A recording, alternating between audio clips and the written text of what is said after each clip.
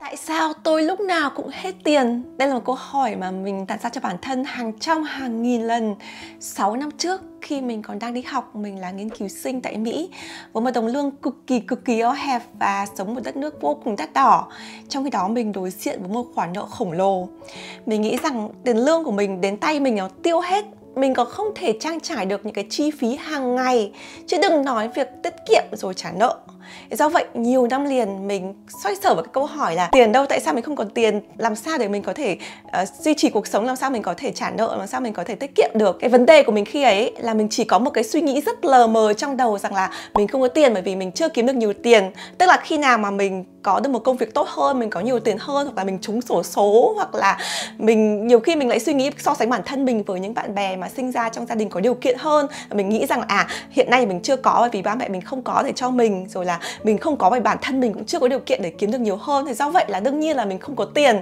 Và chính vì cái suy nghĩ nó rất là chung như thế, nó khiến cho mình không có một cái hành động gì cả trong nhiều năm liền, cho đến một ngày mình có một cái khoảnh khắc tỉnh thức ấy. Đấy là cái thời điểm mà mình mang thai con đầu lòng của mình.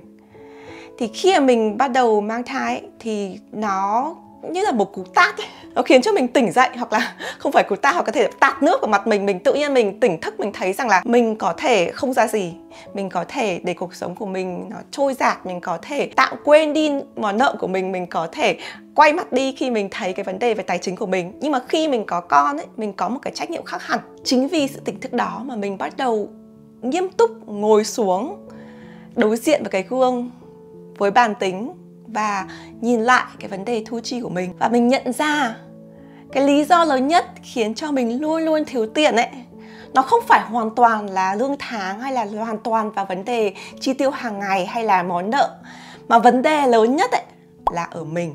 Bởi vì mình không để ý, mình bị mất tập trung, mình không biết cái thu chi của mình đang ở đâu như thế nào. Thế do vậy mình chỉ có cái suy nghĩ mờ mờ là mình không có thì thôi, tức là mình không có.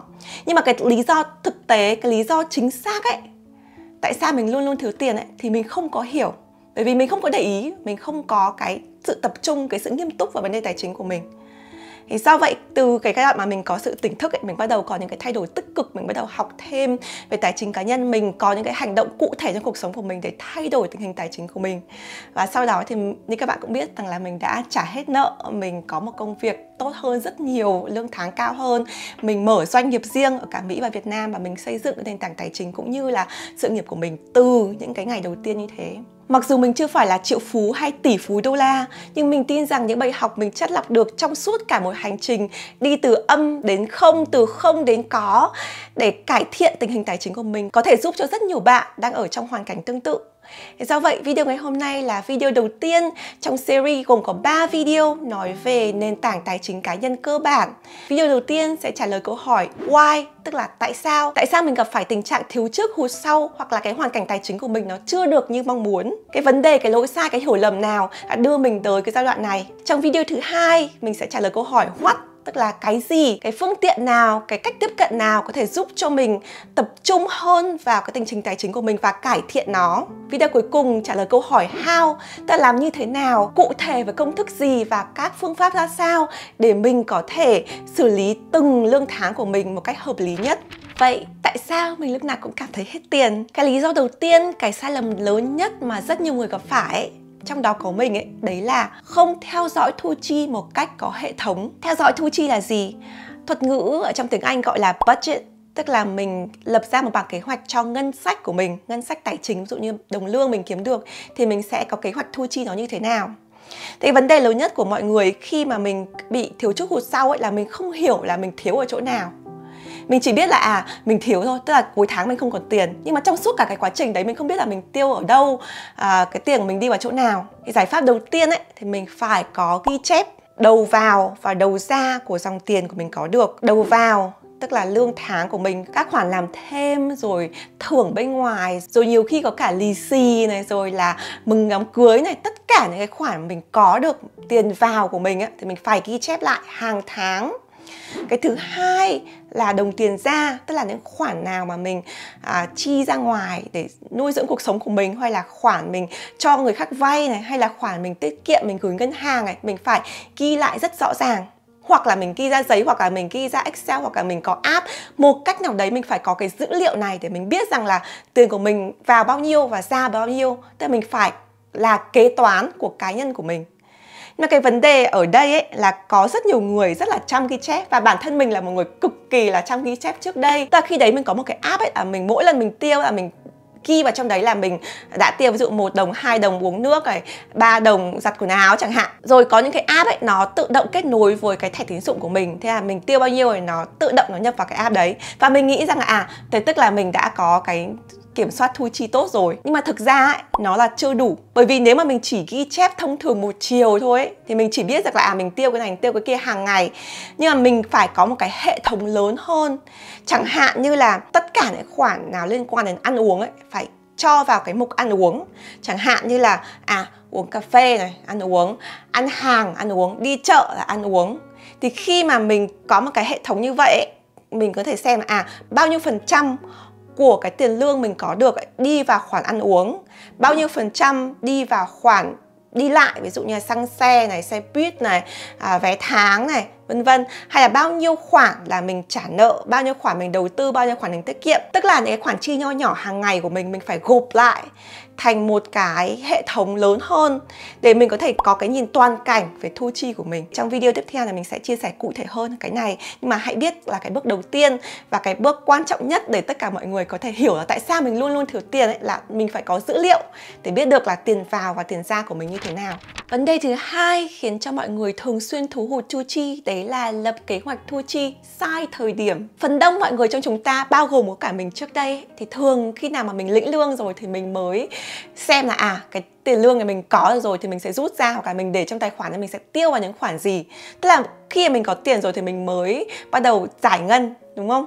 Nhưng mà đấy là một cái cách khá là thụ động. Cái cách mà mình nên làm ấy là mình phải bắt đầu việc lập kế hoạch thu chi ngay cả trước khi mình nhận được đồng lương. Tức là có thể là nếu mà bạn nhận lương theo tháng chẳng hạn, thì bạn có thể lập kế hoạch thu chi vào cuối của tháng trước hoặc là đầu của tháng này, trước khi mà bạn nhận được tiền lương. Còn nếu mà bạn nhận được tiền lương khoảng độ theo từng tuần hay là sau những cái ngày không cố định trong tháng ấy, thì lại càng quan trọng hơn là mình phải có kế hoạch từ ban đầu. Đừng đợi đến khi mà mình nhận được tiền trong tay rồi thì mình mới bắt đầu suy nghĩ là mình sẽ tiêu cái khoản này như thế nào. Lý do cho việc này ấy, là mình cần phải có kế hoạch từ rất sớm để đặt cho từng đồng tiền mình kiếm được một mục đích cụ thể. Tức là khi mà bạn có tiền ấy, là bạn có thể nhìn được vào cái bảng thu chi, mình biết là mình cần phải ưu tiên làm việc này đầu tiên. Chứ không phải là mình bị động là mình xem là có biên lai nào mình chưa thanh toán, rồi là cái khoản nào mình cần phải trả. Mình phải có một cái kế hoạch ngay từ ban đầu và nó nên ổn định ở một mức độ nào đấy theo từng tháng. Khi lần đầu tiên mình nghe được cái ý tưởng này ấy, thì mình nghĩ rằng là nhưng mà nếu mà mình không có cái thu chi ổn định hàng tháng thì sao? Tại vì mình có đi làm thêm rồi nhiều khi lương ít lương nhiều chẳng hạn. Hoặc là trong cái trường hợp mà cái khoản chi của mình nó thay đổi, ví dụ tiền điện, tiền nước nóng hơn thì sẽ tốn nhiều tiền hơn chẳng hạn. Hay là tự nhiên cái tháng đấy mình có ma chay hiếu hỉ, thì làm sao mình có thể kế hoạch ngay từ ban đầu. Nhưng mà chính vì cái vấn đề này ấy, thì mình phải có kế hoạch ngay từ ban đầu. Tại vì nó luôn luôn có cái vấn đề phát sinh. Thế do vậy trong cái kế hoạch thu chi từ ban đầu mình phải tính cả khoản phát sinh. Mình có một cái khoản gọi là khoản không tên để nó giải quyết những cái vấn đề phát sinh. Hoặc là mình phải có cái khoản tiết kiệm khẩn cấp ấy, để trong cái trường hợp mà nó phát sinh và mình không thể có cách nào mình làm được, mình không còn tiền ấy, để cho mình tránh lâm phải khoản nợ nần ấy, thì mình cần phải sử dụng cái khoản tiết kiệm khẩn cấp này. Thì mình có nói cụ thể hơn ở cái video trước. Nhưng mà khi mà mình có một cái thu chi từ ban đầu ấy, nó sẽ giúp cho mình có cái nhìn tổng thể hơn, tốt hơn rất là nhiều. Mình đưa ví dụ với vợ chồng mình chẳng hạn. Mình là một người có lương tháng rất ổn định, bởi vì mình làm giáo sư đại học ở trường, thì cái khoản lương nó là cụ thể, mỗi tháng nào nó chỉ như vậy thôi. Chồng mình thì làm freelancer, tức là người làm việc tự do, thì do vậy cái lương tháng rất là không ổn định. Thì do vậy bọn mình ngồi xuống và nói rằng là ok, với cái tiền lương không ổn định của gia đình mình thì mình hãy chọn một con số nào đấy mà mình nghĩ rằng là con số thấp nhất là bọn mình thường sẽ đạt được. Còn nếu mình kiếm được nhiều hơn ấy, thì mình sẽ tăng hơn và mình sẽ thay đổi cái kế hoạch tiếp theo. Còn nếu mình kiếm được ít hơn ấy, thì mình cũng có thể thay đổi những cái khoản chi để những cái ưu tiên lớn nhất của mình sẽ được chi trả. Có những ưu tiên mà chỉ là muốn thôi nhưng không là cần ấy, thì mình sẽ cắt bỏ một cách dễ dàng. Và mình biết rằng là cái sự khác biệt giữa cái kế hoạch và cái thực tế của mình là bao nhiêu, vì mình có kế hoạch từ ban đầu. Đừng để đến khi nào mình nhận lương rồi mình bắt đầu tiêu, mình bắt đầu giải ngân, mình bắt đầu làm những cái thứ thì nó quá là muộn và nó sẽ khiến mình luôn luôn cảm thấy bị động và luôn luôn cảm thấy là mình không có sự kiểm soát và luôn luôn cảm thấy thiếu thốn. Sai lầm thứ ba và cũng là sai lầm chí mạng của chính mình trước đây, đấy là không tính khoản tiết kiệm ngay từ ban đầu. Tức là khi mình lớn lên trong gia đình của mình ấy, thì không có ai dạy mình về tiền, và trường lớp tất nhiên không có dạy về tiền. Mình học đến tiến sĩ không ai dạy mình về tiền cả, và mình phải tự học. Thì trong cái quá trình của mình lớn lên ấy, thì mình thấy rằng là mọi người thường là ok, có một khoản lương này rồi mình chi thế này, hàng tháng đấy là mình có một khoản dư, sau khi đã chi hết tất cả mọi thứ rồi thì đấy là các khoản tiết kiệm. Nhưng mà vấn đề là khi mà mình thấy mình vẫn còn tiền ấy, thì mình sẽ tiếp tục tiêu tiếp. Thế do vậy nó sẽ không bao giờ có khoản tiết kiệm cả. Và chính vì thế mà mình không bao giờ mình cảm thấy là mình có thể đi trước một bước ấy. Tức là mình luôn luôn mà cảm thấy mình hoặc là mình hụt, hoặc là mình chỉ đạt được đến cái phần mà mình chi hết tiền nhẵn túi ở trong tháng, chứ mình không bao giờ mình đi trước một bước là mình tiết kiệm được hẳn một tháng trước, hoặc là mình có một cái khoản dư nào đấy để mình đầu tư, mình để ở ngân hàng, hay là mình làm một cái gì đấy mình trả nợ chẳng hạn. Mình không đi trước được một bước như thế. Thì sau khi mình đọc một cuốn sách rất là hay có tên là Người giàu có nhất thành Babylon, thì đây là một cuốn sách rất nổi tiếng trong giới tài chính cá nhân. Thì trong cái cuốn sách đấy có một cái quy luật rất là lớn, đấy là pay yourself first, trả cho mình trước. Triết lý này cho rằng khi mà mình nhận được một khoản lương ấy, thì mình cần phải đặt cái yếu tố tiết kiệm cho bản thân mình trước nhất. Tức là trước khi mình trả bất kỳ một cái biên lai nào, trước khi mình trả tiền điện, tiền nước, tiền nhà, trước khi mình trả cho tiền ăn, tiền uống, mình trả cho quần áo của mình, tức là mình trả cái số tiền đấy cho một người khác, đúng không? Ví dụ hoặc là trả cho nhà nước nếu là thuế này, hoặc là trả cho người bán hàng nếu là mình muốn mua đồ, thì mình phải trả cho mình trước. Mình cắt luôn cho mình một cái khoản nào đấy, mình chuyển ra một cái tài khoản ngân hàng khác, hoặc mình để ở trong cái tủ. Thì với cái số tiền còn lại thì mình phải xoay sở trong số đấy. Có cái khoản nào mình nhất thiết là khoản cần mình phải chi, ví dụ tiền nhà, tiền điện, tiền nước mình không thể tránh được. Cái khoản nào mình là cái khoản muốn ấy, tức là mình không nhất thiết mình cần phải có, nhưng mà mình muốn, ví dụ như là ăn hàng này, quần áo này, đi du lịch chẳng hạn, thì mình có thể cắt đi nếu mà mình cảm thấy là cái thu chi của mình nó chưa đủ trong cái tháng đấy. Khi mà mình bắt đầu trả cho mình trước ấy, thì mình bắt đầu thấy rằng mình có một cái bước tiến, mình có bước tiến dần dần mình vượt lên được cái khoản âm, và mình bắt đầu đến cái khoản zero, rồi mình bắt đầu tăng lên dương. Nếu mình không trả cho mình trước ấy, mình sẽ luôn luôn mình tiêu hết những cái gì mình có. Bởi vì não của mình nó không nghĩ rằng là mình phải tiết kiệm cho tương lai, mà não của mình nghĩ là mình vẫn còn tiền thì mình vẫn có thể tiêu được. Thì đây là một trong triết lý mà nó làm thay đổi cuộc đời mình thực sự ấy. Bởi vì trước đấy nói cái này nó hơi ngại một chút, nhưng mà trước đấy mình có nghe loáng thoáng về cái câu chuyện là trả cho mình trước, và trong đầu mình nghĩ là trả cho mình trước tức là mình sẽ yêu bản thân trước, mình sẽ mua đồ cho mình trước, mình sẽ mua quần, mua áo, mua son, mua phấn cho mình trước, đấy là trả cho mình trước. Nhưng mà sau khi mình đọc cuốn sách, mình thực sự hiểu ấy, mình mới hiểu là nếu mình mua cái quần, cái áo, cái son, cái phấn, tức là mình trả cho người khác, cái người bán hàng. Trả cho mình trước ấy phải là tiền ở trong túi mình, nó phải là cho tương lai của mình chứ không phải của người khác. Sai lầm thứ tư, không cân đối thu chi thường xuyên. Khi mình trở thành kế toán cho doanh nghiệp một mình tôi ấy, thì mình phải có trách nhiệm không chỉ ghi chép thu chi hàng ngày, mà mình phải cân đối nó để chắc chắn là cái thực tế của mình ấy nó phải sát nhất, nó phải giúp cho mình luôn luôn ở cái điểm dương. Tức là mình kế hoạch một kiểu nhưng mà cái thực tế nó khác ấy, thì mình phải luôn luôn mình có cái sự cân bằng. Chẳng hạn như là mình có kế hoạch từ ban đầu là mình sẽ chi tiêu vào ăn uống tháng này khoảng 7 triệu. Thế nhưng mà tự nhiên lại có một cái sự kiện nào đấy mà mình muốn mời tất cả các bạn bè đến nhà mình ăn chẳng hạn, thì cái bữa ăn đấy nó tốn thêm 3 triệu nữa, tức là cái tiền ăn uống của mình tháng này sẽ lên thành 10 triệu. Thì mình phải ngay lập tức mình nhìn lại cái thu chi của mình.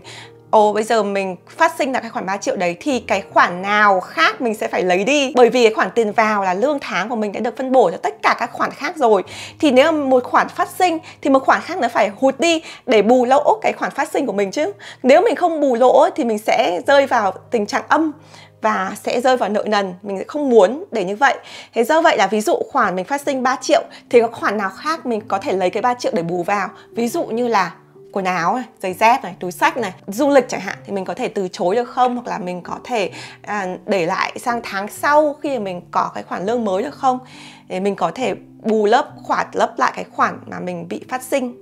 Thế do vậy cái việc mà mình thường xuyên mình phải xem lại, đo lường, kiểm định, mình thay đổi cái thu chi của mình là vô cùng cần thiết.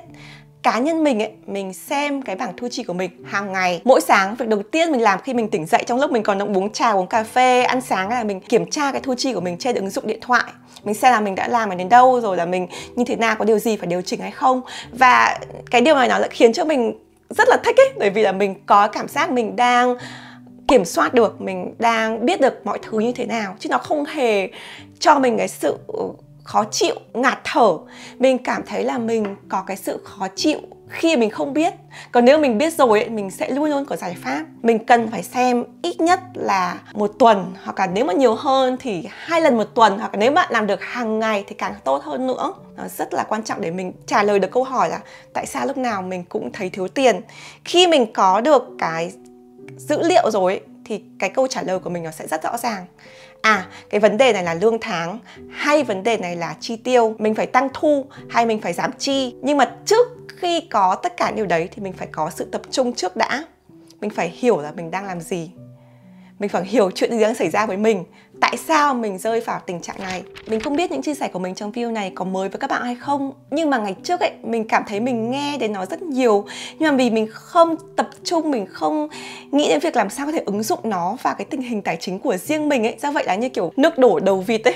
Mình không nghĩ rằng là tại sao người ta lại khuyên là phải lập cái kế hoạch thu chi ngay từ ban đầu trước khi mình nhận lương. Rồi là tại sao lại phải trả cho mình trước, và trả cho mình trước thực sự là như thế nào.